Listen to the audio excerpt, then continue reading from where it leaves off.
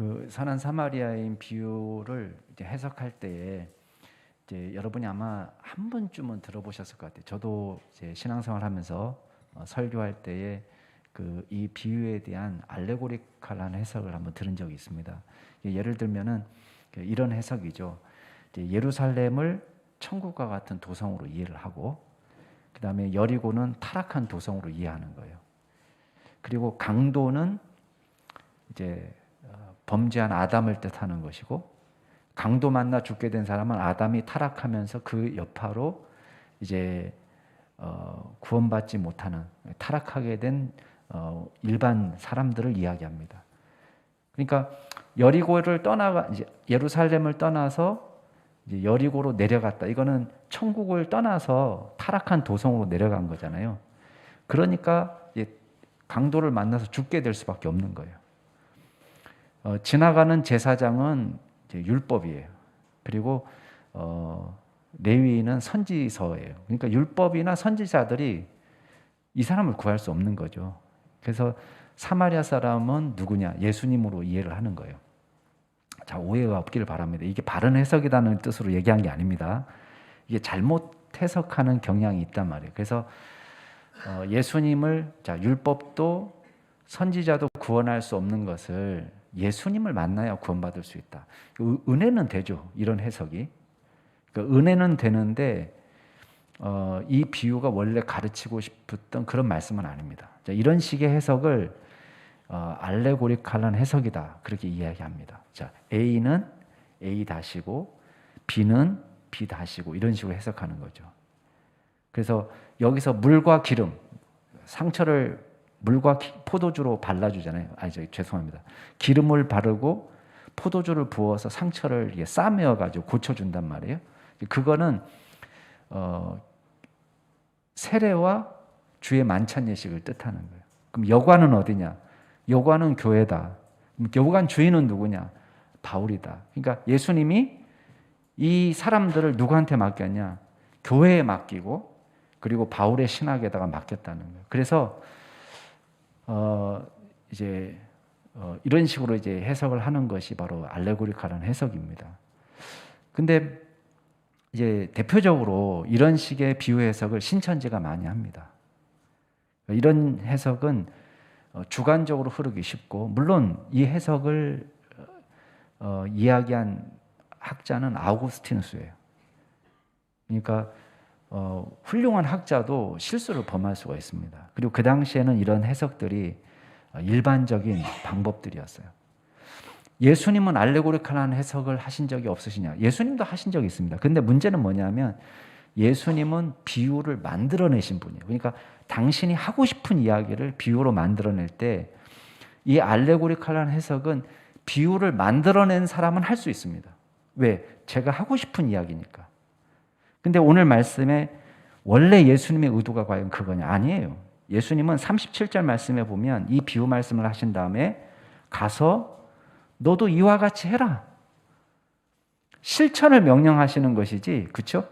이 사마리아인처럼 도움이 필요한 사람에게 도움을 줄 수 있는 이웃이 되라. 이 이야기를 하고 싶은 것이지, 아까도 말씀드린 것처럼 그런 우의적인 해석을 말씀하신 게 아니다. 오늘 비유 말씀은 굉장히 실제적인 질문에서 시작이 됐습니다. 25절에 보면 어떤 율법 교사가 예수님을 찾아와서 선생님, 어떻게 하면 우리가 영생을 얻을 수 있습니까? 이 질문에서 시작이 된 거예요. 그리고 이 질문에 대한 답이 이 비유 말씀이에요. 가서 너도 이와 같이 하라. 그러면 뭔가 지금 이 영생의 길, 생명의 길고 하나님 나라 백성이 되는 방법에 관련이 있는 말씀이단 말이에요. 오늘 말씀을 통해서 저와 여러분에게 주시는 하나님의 메시지에 귀를 기울일 수 있기를 바랍니다. 자, 처음 우리가 기억할 것은 하나님께서는 저와 여러분에게 균형 잡힌 신앙생활을 원하신다는 거예요. 균형 잡힌 신앙생활.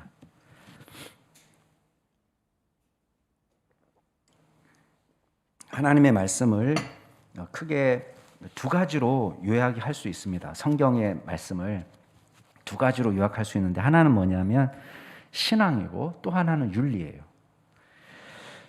크리스찬들이 우리 충신행전에 나와 있지만은 우리 표어잖아요. 충신, 신실한 믿음. 그러니까 하나님을 말씀대로 사랑하라. 그게 이제 성경에 나와 있는 큰 주제 중에 하나예요. 어떻게 하면 하나님을 사랑할 수 있을 것인가. 두 번째는 행함과 진실함으로 이웃을 사랑해라. 그러니까 이웃 사랑에 대한 이야기입니다. 이건 윤리라고 이야기할 수 있습니다. 행함, 윤리. 이 두 가지로 성경을 요약할 수 있어요. 그래서 오늘 율법교사도 사실 이 사실을 너무 잘 알고 있죠. 선생님, 어떻게 하면 우리가 영생을 얻을 수 있습니까? 그랬더니 예수님이 율법에 뭐라고 기록되었더냐? 그러니까 이 율법교사가 율법을 평생 연구한 사람이니까 대답을 하죠. 자, 27절 말씀 같이 한번 읽어볼까요? 뭐라고 대답하는지. 27절, 10장 27절 시작. 대답하여 이르되 내 마음을 다하여 목숨을 다하며 힘을 다하며 뜻을 다하여 주 너의 하나님을 사랑하고 또한 내 이웃을 내 자신같이 사랑하셨나이다. 자, 두 가지 잘 요약하고 있죠. 하나는 주 너의 하나님을 사랑해라. 두 번째는 내 이웃을 내 자신처럼 사랑해라. 예수님이 이 대답을 들으시고요. 옳도다 이렇게 얘기했어요. 28절에 보면. 그만큼 율법을 잘 이해한 거예요. 근데 문제는 뭐냐면 정말 머릿속으로 이해한 것만큼 이 사람이 이 삶을 살아내고 있는가? 그거는 별개의 문제입니다. 왜냐하면 이 사람은 지금 진짜 신앙에 이르지 못하고 있습니다. 왜냐? 우리가 두 가지를 다 경계해야 되는데 아까 균형 잡힌 신앙에 대한 이야기 했잖아요. 하나는 실천이 빠진 신앙 고백이에요. 이건 이제 좀 이따가 사마리아인 이야기할 때 이야기할 겁니다. 근데 또 하나는 뭐냐면 믿음이 빠진 윤리예요. 믿음이 빠진 윤리. 자, 믿음을 빼버리고 하나님 사랑을 빼버리고 기독교 신앙을 이야기하면요. 뭐만 남느냐? 윤리 도덕적인 종교로 남습니다. 다른 종교하고 아무 차이가 없습니다. 기독교를 휴머니즘 내지는 박애주의 정도로 전락시키는 것입니다. 이거는 기독교라고 말할 수 없습니다. 기독교의 출발은 어디서 시작되느냐? 성삼위 하나님을 예배하고 사랑하는 데서 시작이 됩니다. 내 마음을 다하고, 마음이라는 것은 이게 영어로 하면 심장이죠. 심장. 카르디아스. 그리스어로는 우리 감정적인 영역, 또 우리의 존재, 전 존재, 내 목숨까지도, 또 내 이성적인 존재, 내 힘을 다해서 하나님을 사랑해라. 그냥 하나님 사랑하는 것이 아니라 우리 모든 것을 다해서 다른 어떤 것보다도 가장 중요하게 생각하면서 하나님을 섬기라는 거예요. 근데 문제는 자기 입으로는 그렇게 이야기했는데 이 사람은 진짜 하나님을 그렇게 생각하고 있었냐 말이에요. 근데 실제로 그렇지 못하다는 것을 알게 됩니다. 왜냐? 이 사람이 뭐라고 질문했어요? 처음 질문이 내가 무엇을 해야 구원을 받을 수 있습니까? 내가 무엇을 해야 영생을 받을 수 있습니까? 자, 이 질문은 구원의 근원이 어디에 있다는 거예요? 나의 행위, 나의 의에 있다는 것입니다. 우리의 수고와 노력으로 천국을 얻을 수 있다라고 생각하는 것입니다. 자, 기독교 교리 중에서 굉장히 중요한 교리가 하나 있습니다. 하나는 전적 무능이라는 말이 있어요. Total inability. 전적 무능이라는 말은 인간은 할 수 있는 게 아무것도 없다. 그런 뜻이 아닙니다. 여러분 오해하지 마세요. 우리의 인간에게 굉장히 위대한 부분이 많이 있습니다. 우리는 이 땅에서 주님께서 우리에게 일반 은총으로 주셔서 머리가 반짝반짝 돌아가요. 정말 유명한 정말 화가도 될 수 있고 지난주에도 얘기했지만 좋은 음악가도 될 수 있고 별거 다 될 수 있습니다. 어마어마한 토목공사도 하잖아요. 그죠? 그러니까 total inability는 인간이 할 수 있는 일이 아무것도 없다. 그런 뜻으로 한 말이 아닙니다. 여기서 전적 무능이라는 말은 구원에 있어서 이 말을 붙여야 돼요. 구원에 있어서 하나님이 원하시는 선의 기준에 미칠 수 없다는 거예요. 하나님 나라에 들어올 만큼 거룩한 존재가 우리 힘으로는 될 수 없다는 것을 인정하는 거예요. 이게 믿음입니다. 그렇기 때문에 하나님을 붙잡는 거예요. 하나님을 사랑하는 것입니다. 우리의 힘으로는 주님의 의의 기준에 미치지 못하는 거예요. 뭐 열심히 남을 돕기도 하고 열심히 헌신도 하고 구제도 하고 별거 다 할 수 있지만 하나님이 원하시는 의의 기준에는 미치지 못하는 거예요. 왜냐하면 우리의 사심이 들어가요. 늘 아무리 깨끗하게 하려고 해도 우리의 사심이 들어갑니다. 그러니까 우리의 돈으로도 우리의 외모로도 우리의 실력으로도 우리의 지혜로도 우리의 인맥으로도 우리의 IQ 어떤 것으로도 주님의 의의 기준에는 미치지 못하는 하나님 나라 백성이 될 만큼 거룩한 사람이 될 수 없다는 거예요. 그러니까 이걸 인정하는 데서 신앙이 시작되는 거예요. 그러면 이렇게 질문할 수 없습니다. 우리가 뭘 해야지 영생을 받을 수 있습니까? 이 사람은 뭐에 주목하는 거예요? 영생을 위해서 내가 할 수 있는 일이 있다라고 생각하는 거예요. 뭘 할 수 있습니까? 몇 사람을 도와주면 구원받을 수 있습니까? 도대체 얼마를 기부하면 구원받을 수 있습니까? 그걸로 안 된다는 거예요. 내 힘과 내 노력으로는 할 수 없다는 것을 인정하고 오직 나를 거룩하게 하고 깨끗하게 하실 분은 예수님밖에 없다는 것을 인정하는 데서 우리의 믿음이 시작되는 거예요. 그리고 주님의 거룩함이 나를 덮어서 주님의 은혜로 주님의 의의 선물이 나에게 주어질 때 내가 구원받을 수 있다. 이걸 인정하는 것입니다. 이게 믿음이에요.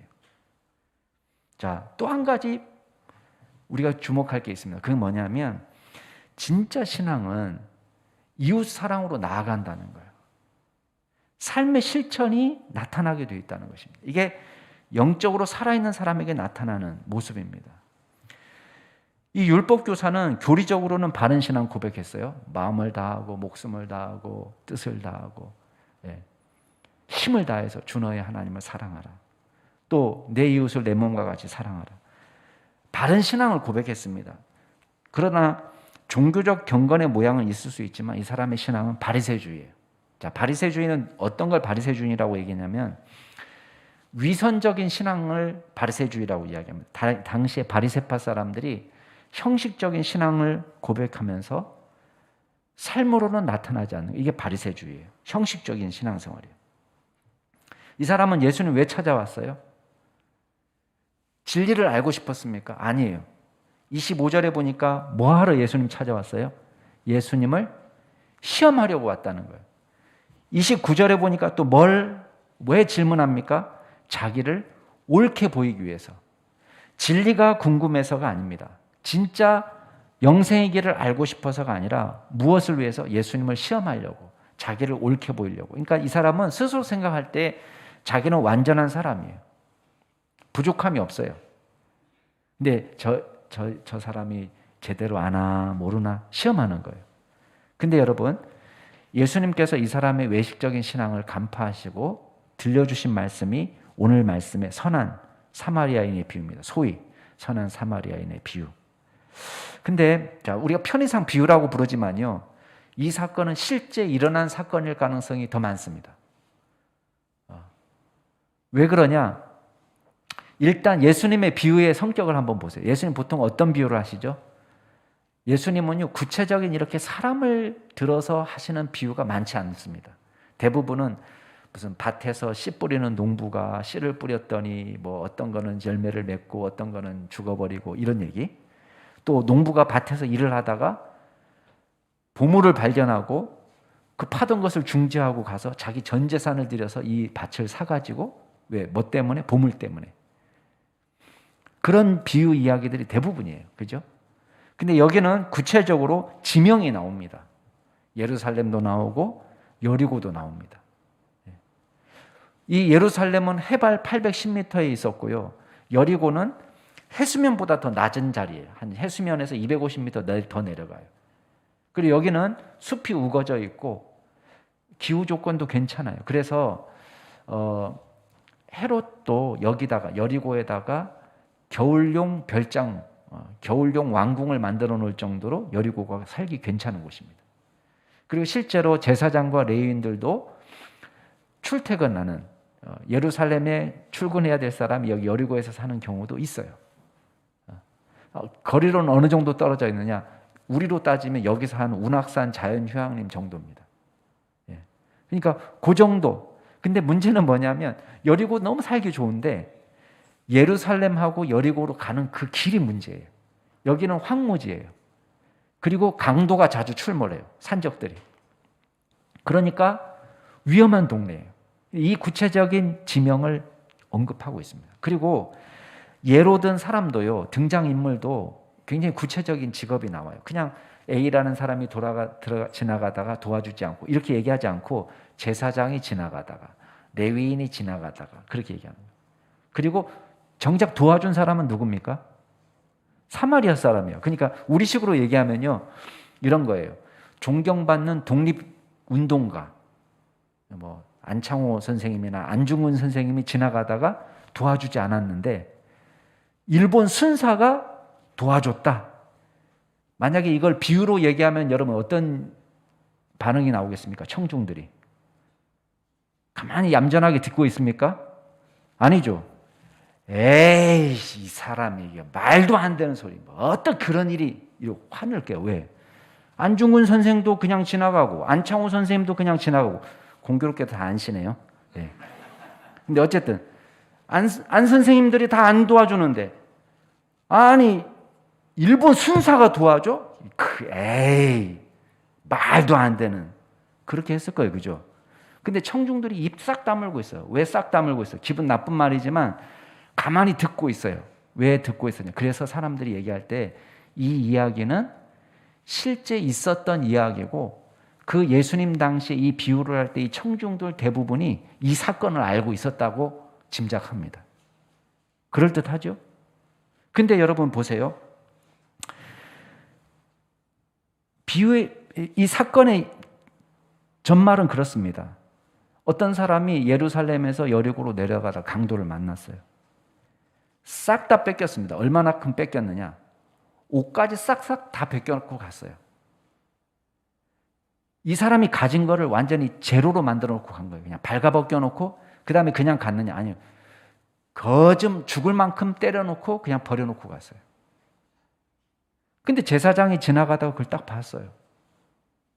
끔찍하죠. 근데 그냥 모른 채 간 거예요. 레위인이 지나가다가 봤는데 끔찍하니까 그냥 가버렸어요. 근데 사마리아 사람이 지나가다가 이 사람을 발견하고는 가서 응급조치를 합니다. 기름을 발라주고 또 포도주로 소독을 하고 그리고 붕대로 첨해가지고 이 사람을 응급처치한 다음에 짐승에다가 태워가지고 가까운 여관으로 데리고 왔습니다. 이 사람을 밤새 도와줬습니다. 밤새 간호를 했습니다. 뭐 열이 끙끙 앓았겠죠. 근데 이 사람이 사업차 지금 길을 나선 거기 때문에 이 사람만 돌볼 수가 없는 거예요. 그래서 여관 주인한테 부탁합니다. 이 사람을 잘 돌봐주면은 제가 장사하고 돌아오는 길에 들러가지고 제가 정산을 마지막으로 하겠습니다. 내가 가진 것이라고는 지금 2데나리온밖에 없는데 뭐 돈도 많지도 않아요. 2데나리온은 우리식으로 얘기하면 한 16만 원에서 한 20만 원 정도. 하루 일당을 1데나리온이라고 하거든요. 그러니까 2데나리온은 이틀치 알바 비용이에요.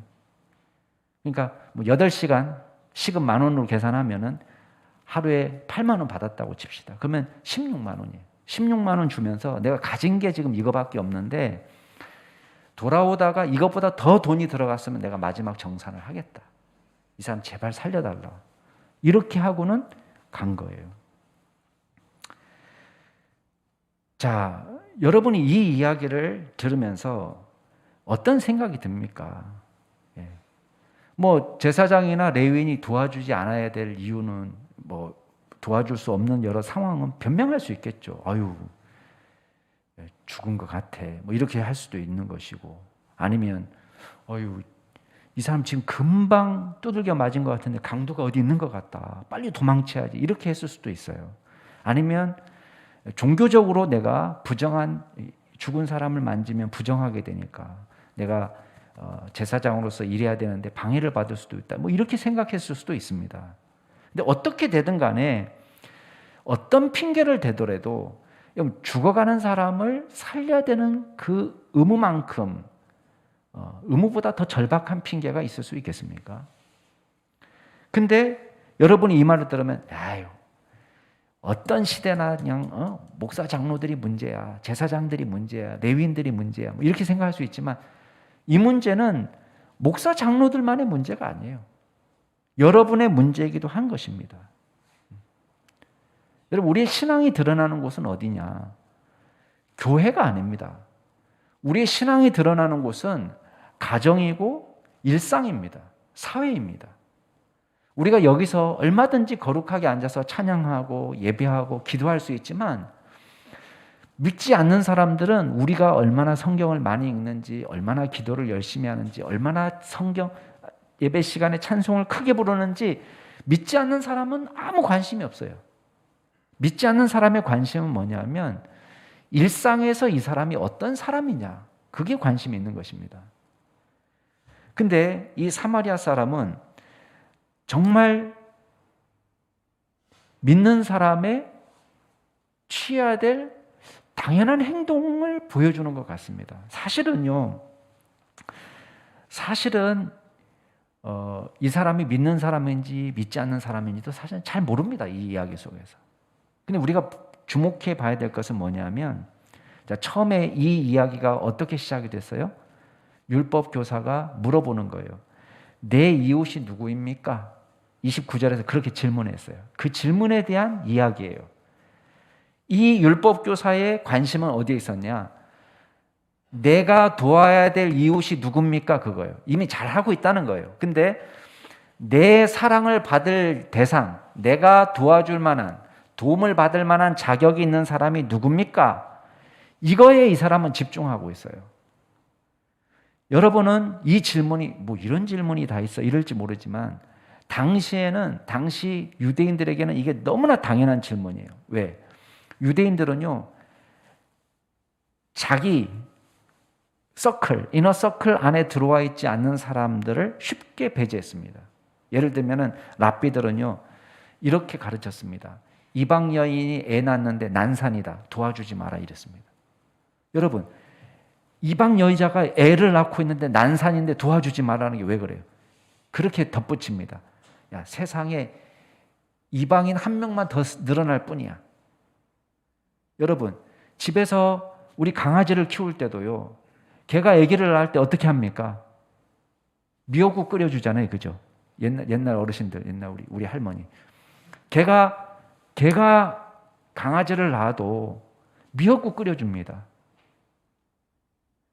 근데 이방 여인을 집에서 키우는 강아지만큼도 생각하지 않는 거예요.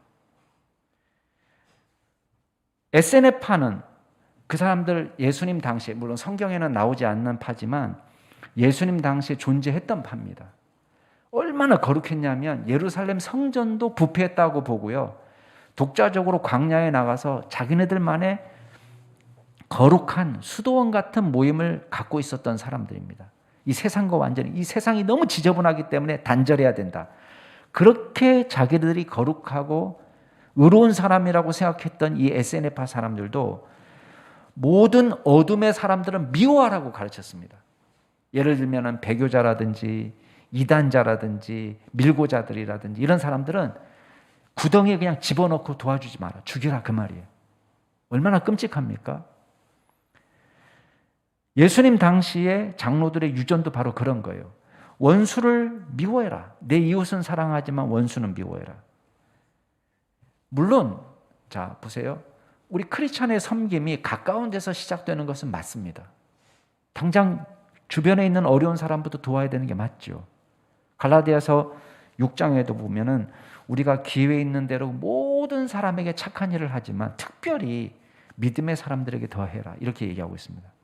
그 말은 믿음의 사람들이 어려움에 처한 것을 세상에 맡기지 말고 우리가 먼저 책임을 져야 된다, 그런 뜻이에요. 그러나 우리 사랑이 여기에 머물러 있어야 된다, 그런 걸 말하는 건 아닙니다. 근데 이 사마리아 사람이 보여준 사랑은 어떤 모습입니까? 내가 저 사람을 도와줄 때 저 사람 사랑받을 만한 자격이 있느냐 없느냐, 그건 따지지 않습니다. 여러분, 네 편 내 편을 가리지 않아요. 왜냐하면 네 편 내 편을 가릴 수 있는, 판단할 수 있는 근거가 하나도 없어요. 왜? 강도가요, 옷을 싹 다 벗겨가 버렸어요. 뭐가 쪼가리가 남아야지 이 사람 신분을 알 수 있잖아요, 그죠? 이 사람이 유대인인지 사마리아 사람인지 공부를 많이 한 사람인지 조그만 사람인지 돈이 많이 있는 사람인지 적은 사람인지 이 사람이 직업이 제사장인지 아니면 레위인인지 무슨 옷이 있어야지 신분을 밝힐 수 있잖아요. 싹 다 가져가 버리니까 이 사람의 신분도 알 수가 없습니다. 심지어는 이 사람이 전과 몇 범인지 이 사람이 종교가 무엇인지 인종이 무엇인지 아무것도 이 사람에 대해서 알 수 있는 정보가 없어요. 성경은 아무것도 얘기하지 않아요. 딱 하나 분명한 게 있어요. 그건 뭐냐? 도와주지 않으면 죽을 수밖에 없다. 절체절명의 위기에 처해 있다.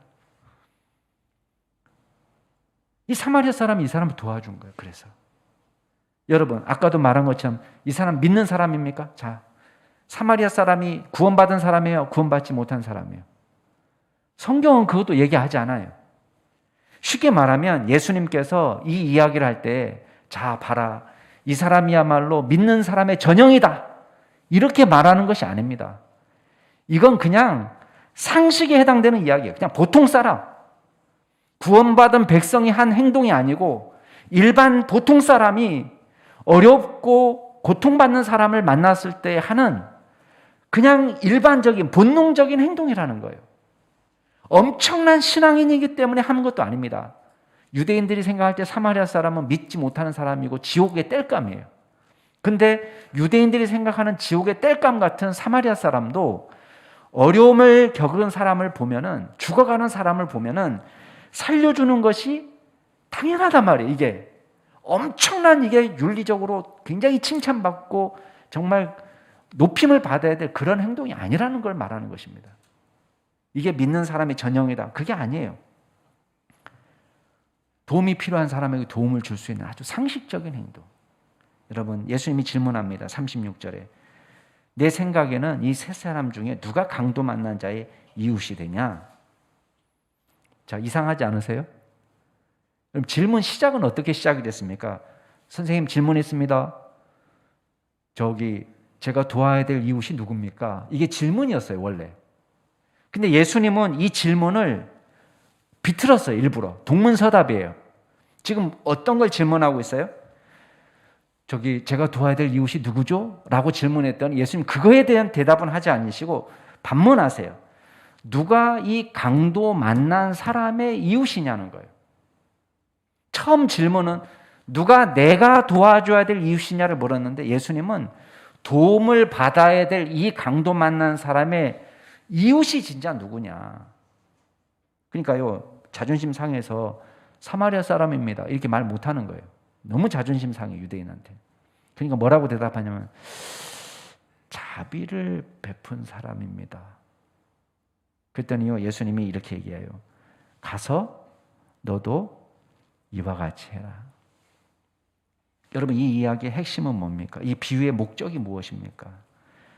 여러분 이 사람은요 내가 누구를 도와줘야 되느냐, 내 도움을 받을 만한 사람이 누굽니까를 질문했지만 도움을 받을 자격이 있는 사람이 따로 있는 게 아니라는 거예요.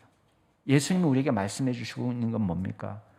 도움이 필요한 모든 사람의 이웃이 되어주라는 거예요. 우리가 도움이 절실한 사람의 이웃이 되어주는 거, 그게 우리 크리스찬의 삶이라는 것입니다. 이거는 어마어마하게 어려운 것도 아닙니다. 여러분 선한 사마리아 사람이 무슨 100만 원을 바쳤습니까? 2천만 원을 바쳤습니까? 3천만 원을 바쳤습니까? 이틀치 일당이에요. 이틀치 일당. 가진 것이 그거밖에 없어요. 16만 원 맡겨놓고 가면서 내가 돈 더 들면 혹시 내가 돌아오는 길에 내가 더 정산을 할 테니까. 여러분 어마어마한 이야기를 하는 것이 아닙니다. 우리가 평상시에 손을 내밀 수 있는 만큼의 사랑을 베풀는 그게 믿음의 사람이다 라는 것을 이야기하는 것입니다. 마지막으로 진짜 영생의 길은 어디에 있느냐?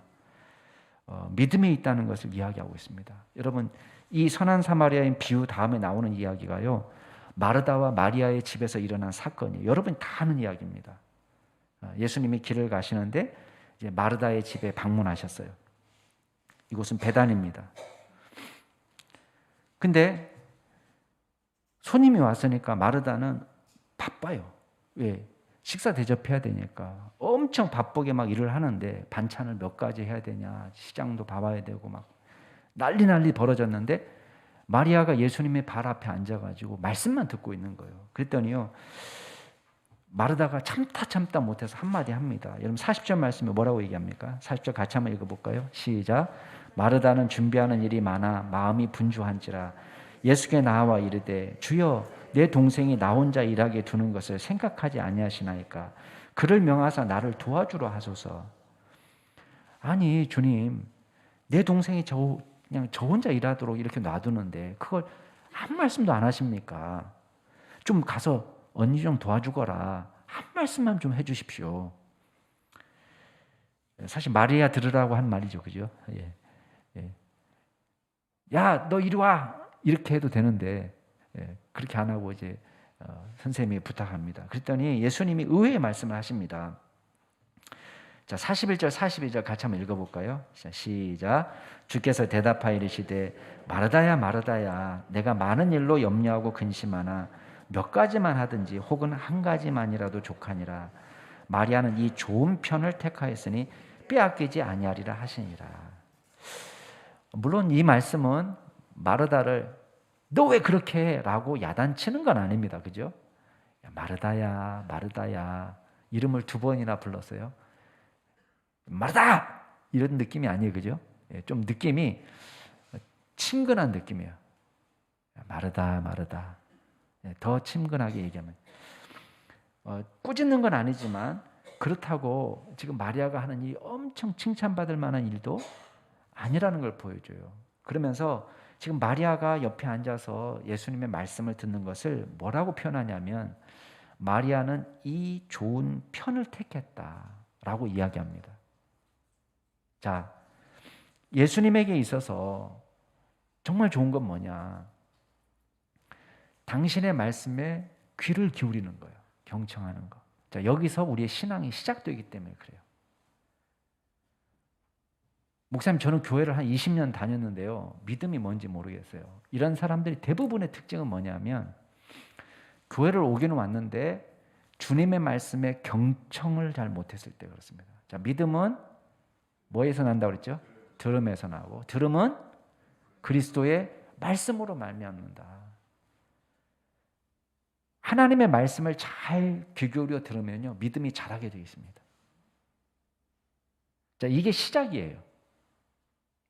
아까 말씀하고 좀 더 상반되는 것 같지만 이게 제가 서두에서 이야기한 것처럼 균형 잡힌 신앙에 있어서 굉장히 중요한 이야기를 한 겁니다. 사마리아 사람의 모습을 통해서 이 율법 교사가 깨달아야 되는 건 뭐예요? 삶으로 나아갈 수 없는 형식적인 신앙을 이야기했어요. 그죠? 그럼 왜 이런 신앙에 머무를 수밖에 없느냐? 제대로 인격적으로 주님을 만나지 못해서 그렇습니다. 오늘 말씀의 마르다는 물론 형식적인 신앙의 사람은 아닙니다.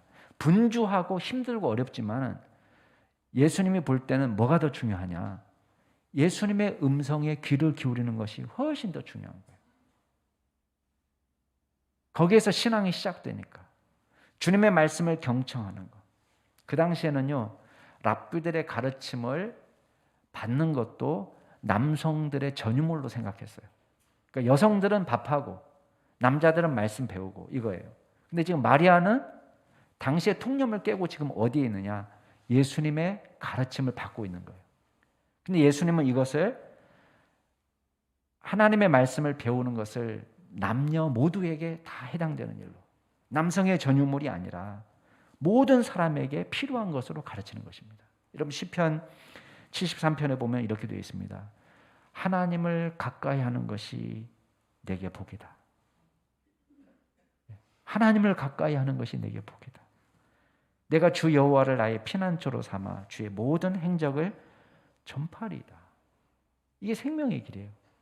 주님과 더불어서 동행하는, 주님의 음성을 듣는 것, 그리고 그 말씀을 믿는 것, 그 말씀을 살아내는 것, 이게 생명의 길입니다. 주님을 마음의 구주로 영접할 때, 또 주님의 음성을 들을 때 우리 안에서 비로소 사랑의 실천이 가능한 믿음이 시작되는 것입니다. 그 은혜가 저와 여러분의 있기를 바랍니다. 우리 사랑하는 우리 남양주 중심교회 성도 여러분, 오늘 말씀을 통해서 우리가 두 가지를 경계하면 좋겠습니다. 먼저는 섬김으로 나아가지 못하는 형식적인 신앙입니다. 율법 교사가 여기 딱 머물러 있어요. 또 다른 하나는 하나님과의 관계가 빠진 섬김이에요. 마르다 같은 부류의 사람이 빠지기 쉬운 함정입니다. 우리에게 균형이 필요해요. 철저하게 하나님의 말씀에 기반한 신앙을 가져야 되겠습니다. 말씀대로 하나님을 사랑하자. 말씀대로 하나님을 사랑하자. 이게 우선돼야 됩니다. 그럴 때에 자연스럽게 행함과 진실함으로 이웃을 사랑하는 믿음의 사람이 되는 것입니다. 이 이야기만 하고 지금 마치겠습니다. 이어룡 교수가요, 서양 사람들에게 없는 우리나라 문화 가운데 어부바 문화가 있다고 이야기했습니다. 서양 사람들은요, 누군가에게 업히는 것을 굉장히 수치로 생각하고, 죽어서나 시체가 되어서나 그렇게 할 수 있지 살아서 할 수 있는 것이 아니라고 생각했어요. 근데 우리 가운데는 어부바 문화가 있습니다. 여러분, 어부바 문화의 특징이 뭔지 압니까? 어부바는 약자가 강자를 하는 게 아닙니다. 자, 보세요. 가마는요, 가마에 탄 마님이 높은 사람이에요. 그죠? 가마꾼은 낮은 사람이에요. 그죠? 근데 어부바는 누가 해주는 거예요? 이거 모자 간의 관계에서 나오는 거예요. 그죠? 엄마가 아기를 업어줘요. 아빠가 아기를 업어주는 것입니다. 강자가 약자를 섬겨주는 것입니다. 이게 어부바 문화입니다. 어부바 문화는 사랑과 애정 속에서 업고 업히는 것입니다. 마찬가지입니다. 여러분, 우리 구원도 마찬가지거든요. 구원받은 사람에게 어떤 경험이 있느냐? 하나님께서 우리를 업어주시는 체험이 있는 거예요. 이게 구원의 체험입니다. 업고 업히는 문화 속에서는 이게 상호관계가 있습니다. 일방적이지 않아요. 그죠? 업히는 사람은 나를 업어준 사람의 사랑을 느끼게 됩니다. 등과 배가 밀착이 돼가지고 그 온기가 그대로 전해져요. 그죠? 그러면 아버지의 등에 업혔던 사람, 어머니의 등에 업혔던 사람이 나중에 자라서 어떻게 됩니까? 우리도 업어주는 사람이 되는 것입니다.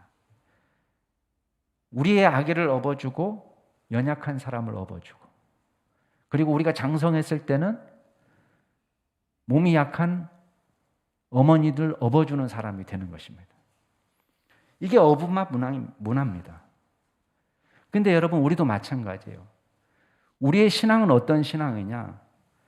우리를 업어주신 하나님의 은혜를 체험하는 사람, 주님의 사랑과 애정을 마음으로 느꼈던 그 사람은 반드시 어떤 신앙으로 나가느냐? 기꺼이 다른 사람에게 등을 내밀어 줄 수 있는 신앙으로 나아가는 거예요. 우리의 등을 연약한 사람들에게 얼마든지 내줄 수 있는 따뜻한 신앙으로 나아갈 수 있는 것입니다. 누가 할 수 있는 일이냐? 어부바를 해봤던 사람이 하는 거예요. 주님의 사랑을 만났던 사람이 하는 것입니다.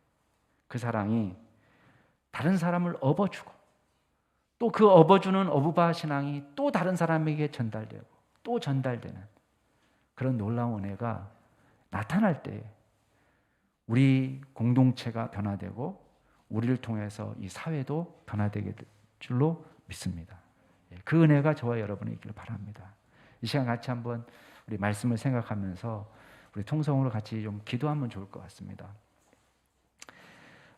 율법 교사처럼 우리가 무엇을 해야지 영생을 얻을 수 있습니까?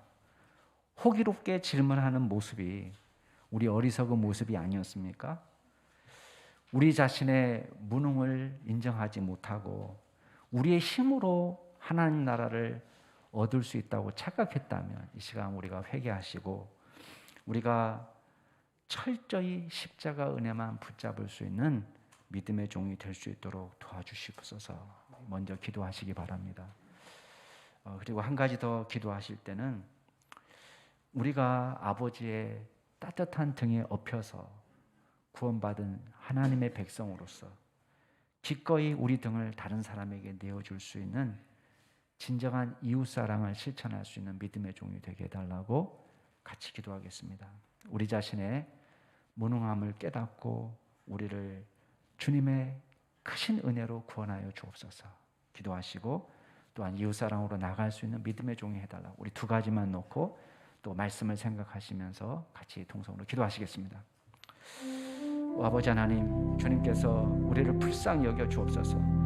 우리가 주님의 크신 사랑을 깨닫지 못하고 우리가 어떻게 해야 영생을 얻을 수 있을까 착각하며 우리의 힘과 능력으로 우리가 주님 앞에 나아갈 수 있을 거라고 착각했던 우리 자신의 연약함을 이 시간 고백합니다. 아버지 하나님, 주님의 크신 사랑이 우리에게 필요합니다.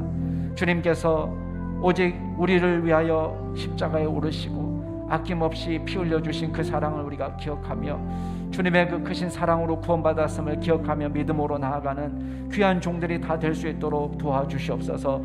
아버지 하나님, 주님께서 저희들에게 은혜를 베풀어 주셔서 우리의 무능함에도 불구하고 우리의 무지함에도 불구하고 우리가 도덕적으로 윤리적으로 깨끗하지 못함에도 불구하고 저희들을 구원하여 주셨던 그 크신 사랑을 기억하고 주님만 붙잡고 나아가는 믿음의 사람이 되게 하여 주시고 주님께서 우리를 업어주신 그 따뜻한 온기를 기억하며 믿음으로 살아가는 저희들 되게 하여 주옵소서. 아버지 하나님, 이 신앙이 우리 가운데만 머물러 있지 않기를 원합니다. 하나님께서 저희들에게 허락하신 그 크신 사랑을 붙잡고 주여 이웃에게 우리가 마땅히 베풀어야 될 사랑과 마땅히 베풀어야 될 섬김을 베풀어 줄 수 있는 귀한 믿음의 종들이 될 수 있도록 도와주시옵소서. 형식적으로 머물러 있는 신앙에 그치는 것이 아니라 하나님, 우리의 삶이 온전히 다른 사람을 기꺼이 업어줄 수 있는 섬김의 삶으로 나아갈 수 있는 저희들 될 수 있도록 도와주시옵소서. 우리의 등을 기꺼이 다른 사람에게 내어밀 수 있는 이웃사랑을 실천할 수 있는 귀한 종들이 다 될 수 있도록 주님께서 친히 인도하여 주시옵소서. 하나님, 우리의 정말 사랑 없음을 회개하오니 하나님께서 저희들을 불쌍히 여겨주시고 사랑의 사람으로 온전히 새롭게 회복할 수 있는 귀한 종이 될 수 있도록 주여 인도하여 주시옵소서. 주님, 오늘 말씀을 통하여 우리가 깨달은 바대로 주님의 사랑을 실천할 수 있도록 도와주시옵소서.